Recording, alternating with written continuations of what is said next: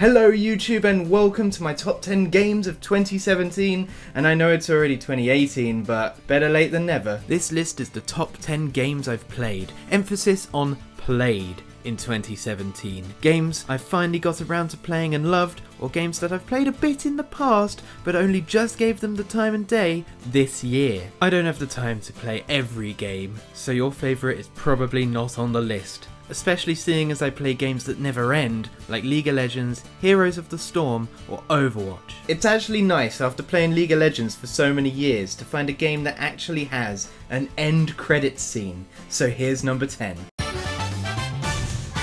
Going against everything I just said about games with end credit screens, number 10 does not have one. Stardew Valley. I originally played Stardew Valley in 2016 on my PC, but it just never felt right. This is the kind of game where you have to be playing on your TV while chilling on the sofa, or in a park, train, pub, plane, cafe, Ukraine. If only there was a console which allowed me to play games on my TV and in Ukraine. But then the Nintendo Switch was announced, and with it, a portable version of Stardew Valley. The Switch is the perfect place for this indie hit, and now I've properly dove into it, I love it. Playing on a train while travelling is just perfect for this kind of game. I'm still trying to chat up Abigail, and I've only got 4 chickens, but that's the thing about Stardew Valley. It's about taking your time, no need to rush. It's like Animal Crossing or Harvest Moon. You just go at your own pace. And really, that's what I like about the game. If I'm not in the mood for an action-packed shooter like Overwatch or Doom, and I just want to sit back and relax and chill, Stardew Valley is perfect. Stardew Valley is about the journey, and that is the most important lesson anyone should learn in life. It's about the journey, not the destination, and Stardew Valley is a prime example of that. Although I'm regretting showing this game to my mum, she hogs my Switch and is on year 5 with a massive house, thriving farm, and a complete community centre, where my farm has old Clucko, Cluckerbuck, Buckabow, Bucky Betty, and a useless doggo named Buddy, named after my own dog, whose only skill in life is playing sock. Now this game I was originally going to get on PS4, but it came out on the Switch, and I think the Switch is the perfect system for this game. I'm talking about none other than Transition. Jackbox. The game with 3 average minigames, 1 complete bollocks minigame, and 1 amazing minigame. Jackbox isn't number 9 on this list, however, but instead, Drawful is. Drawful is one of the best party games I've played since Mario Kart, and my mates and I have played this for hours. And also one of the best games to pre-drink to since Mario Kart. Maybe I should make a series about turning video games into drinking games. See, I would have my phone as a prop here, but I'm using the phone to film, so At first glance, the lack of drawing options is a bit disappointing, because you're given a small box to draw in, with nothing but a thick pen to work with. Some of the drawings come out just hilarious. Some of our personal masterpieces include Prehistoric Rabbit, Moob Ice Cream, and finally the ultimate drawing, My Brother, who of which can hang upside down while juggling and raiding on World of Warcraft. But when it comes to drawing non-abstract art, he lacks in the cartoon department. I would like to introduce you all to Horo Poto, the boy who lived. So yeah, Drawful is mad fun, and its lack of drawing options just adds to the comedic aspect of the game. Or they were just lazy game designers. Doom. Fighting off hordes of demons in Doom is a comparable feeling to waiting in line for Tornado de Zeus at Park Asterix. Adrenaline pumping through your veins as you don't know if you're going to live or die. Well, in Doom you're gonna live. And no, I didn't wait for this to come out on the Switch. I originally got this game on PC last Black Friday, though I never really played it much, even though I knew I'd love it. Everyone has those games in their Steam library, am I right? A couple of months ago, my internet went down for like a fortnight. I had to sofa hop around to get my work done. I stayed at a load of barnacles and Orpheus's flat. And while I was crashing there, I played their copy of Doom. And holy moly, it's good. Good! But if I knew it was going to come out on the Switch, I would have waited, because I just want to kill some demons while sitting on a bus. I love this game and would recommend it to anyone who hasn't played it already. When you chainsaw someone in the face, it feels amazing! When you annihilate a huge horde of zombies with the big fucking gun, it feels amazing! And when you glory kill anything in this game, it feels pretty good. I think Yahtzee summarised this game up perfectly. He basically said this game is tremendous and the criticisms are just nitpicks, so go play this game. In the early 90s I played my first ever game console, which turned any hope of me being sporty and not fat out of the window. It was a crisp winter morning. I walked into the living room and saw a gentle glow coming from the CRT television. Glorious sounds of 16-bit were emerging from the speakers, and my dad was engrossed in the latest of gaming bliss. He was playing ToeJam and Earl 2, Panic on Funkatron, for the Sega Mega Drive. This was the first game I ever played. ToeJam and Earl, Panic on Funkatron. But as they're taking their sweet time making the reboot, I guess I'm gonna have to go for the second game I ever played. Sonic the Hedgehog 2. This year a game came out which made many nostalgia-blind Sonic fans such as myself gush as Sonic Mania was released. I may be a fan of Sonic, but fuck me. I know he's had an endless river of shit being released for about 20 years now, with one or two slightly more polished shit emerging. But at the end of the shit road lies Sonic Mania. Sonic Mania has it all. Great level design, catchy music, brilliant visuals, but most importantly, this game doesn't suck. It's finished. It's not broken. What a treat for Sonic fans everywhere. But then sadly Sonic Team went and ruined it by releasing Sonic Forces. But let's all just pretend that game doesn't exist and focus on the good game that came out last year, Sonic Mania.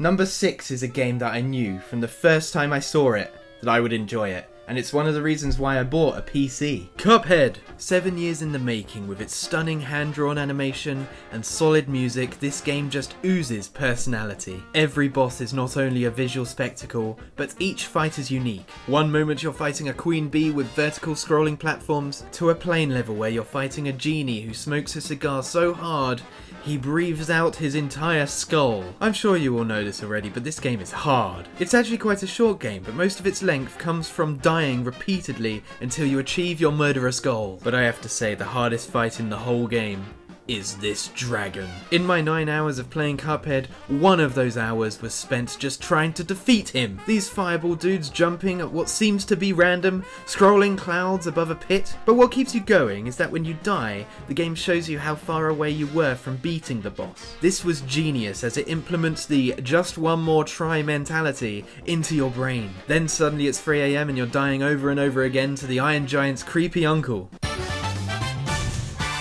After Sega kicked the chair and started their path in strictly only game development, my parents had to choose a new console, and they chose the PS1, and on it was one of my favourite franchises ever, Crash Bandicoot. There hasn't been much love for Crash Bandicoot in the past decade, with Crash Twinsanity being the only game I rate compared to the original trilogy. Wow, I got this game from GameStation.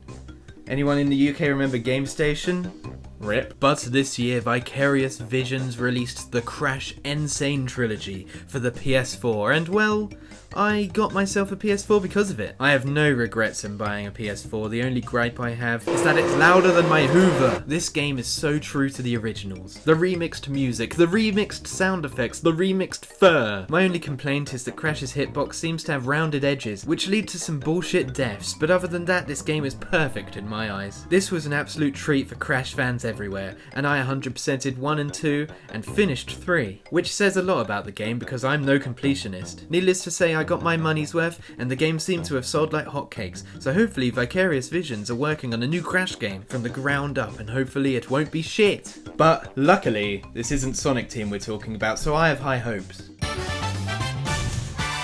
As a fan of the original Crash games, I find myself following Naughty Dog's games closely. My PS4 is currently a Naughty Dog machine because the 4th slot in this list goes to The Last of Us Remastered. Holy shit, this game is good. And at this point, everyone knows this already. The Last of Us has this rare blend where the story and the gameplay are both good. Usually it's one or the other. The game makes you cry. It makes you laugh.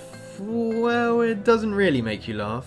It just makes you cry a bit more, so if you're a fan of crippling depression, this game's for you. Zombies can feel a bit stale these days, but The Last of Us brought in new gameplay elements to tackle them. Clickers spring to mind as they can't see, but they can hear, which lead to some truly breathtaking stealth gameplay segments, not to mention that noise they make.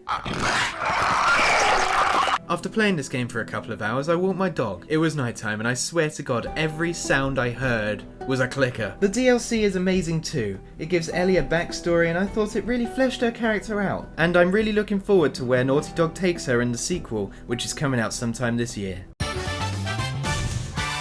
Now this year, it just seems like every list is the same, and number 3 on my list is no different to anyone else's. Super Mario Odyssey. It's no secret that I'm a huge Super Mario fan.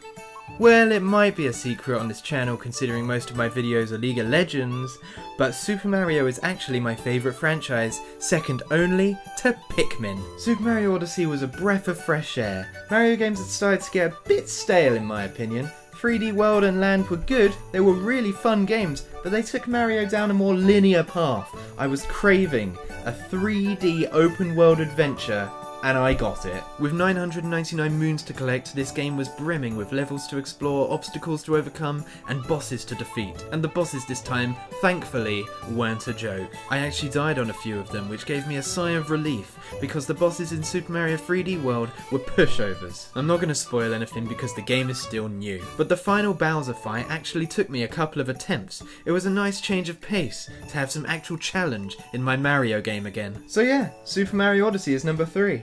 I don't really have a good way to end this part, so here's a picture I took of Mario. Now again, you're probably sick of everyone's list being the same, and mine is no different. Number 2 is The Legend of Zelda Breath of the Wild. Last January we got a look at the best trailer ever made for anything ever. No stupid war or CGI bullshit, no, we got a look at the game. This trailer gave us everything we needed to know about the game, and what I knew is that I needed it. I've never been a huge fan of Zelda, Minish Cap is the only one I've ever completed, and I've never even touched Skyward Sword. But Breath of the Wild was different. It took the Zelda formula and shook it up. You could go anywhere and do whatever you want. You don't want to follow the main story? You don't have to. Go find a village, do some side quests, complete some of these side quests and find a shrine, do the shrine. Then after you finish the shrine you see an enemy base, and you take down the enemy base, and then in the distance you see a mini boss, so you go over to the mini boss and fight the mini boss, but after the mini boss is over you notice a little puzzle on a side of a hill, and then you do the puzzle, and then a little plant dude comes out and gives you a seed, and then the seed does something else, and then you walk over there and do something else, and then suddenly you've sunk 20 hours into the game and you haven't even done any of the divine beasts yet. If you haven't already played this game, then go out there, buy a Switch or a Wii U and play this game. It won't disappoint you. And if it does let you down, then go play Minecraft, kid. Number 1 is Minecraft. Not really, although I do really enjoy Minecraft. Playing all the different mod packs with Cam and occasionally Ben has been a delight, but number 1 is in fact not a video game. It was a warm spring morning and my dad messages me asking if I wanted to play Dungeons and Dragons with him and his friends. Being the fat nerd I am, I said yes of course, and before I knew it, my dad was DMing us the starter campaign known only as the Lost Mine of Phandelver, which I later found out is quite a famous campaign. We played it old school with no grid-based maps or visual aid, but instead a character sheet, pencil, and our imagination. My dad would explain the situation and we'd fight, explore, and solve puzzles verbally, which I genuinely found to be an interesting way to play Dungeons and Dragons, as I'd never experienced anything like that before. I was Chaden Gar, the human fighter, which, to my team's dismay, just loved smashing down doors. Once we finished the campaign, I took the book and started DMing the story to my mates. We play over Discord and use Roll20 as a crutch, as using our imagination online doesn't really work. It's much better when everyone's in the same room. Myself, my dad and his mates have started a new campaign called The Tomb of Annihilation, which was written by the bloke who made Adventure Time, which is quite cool. I've re-rolled a half-orc barbarian called Dar Gar, Chaden's half-brother. His personal quest is to search for Chaden Gar after hearing that he has gone missing, and I can't wait to find out what the Tomb of Annihilation has in store for me. Likewise, I can't wait for my friends to find out what the Lost Mines of Phandelver have in store for them. It's going to be a good year of nerdy Dungeons and Dragons, and maybe one day I'll make a series on YouTube about it, but for now it's just a fun hobby I play with my friends and family. So yeah, D&D, Dungeons and Dragons, is number 1 on my list. It took a while to get the rules down, but like it says in the manual, when in doubt, make it up. It's better to keep the game moving than be bogged down by rules. Dungeons and Dragons is all about having fun at the end of the day, and a little bit of cheating isn't frowned upon. My mates and I are going to finish The Lost Mines of Fendelver soon, and I have a couple of stories to tell in another video. Well, there you have it. My top 10 games I played in 2017. Please, what are yours? I would love to know. And thanks to the top Patreon, Jake Fry. You're a legend. And social media stuff in the bottom, and Twitch and stuff. Bye.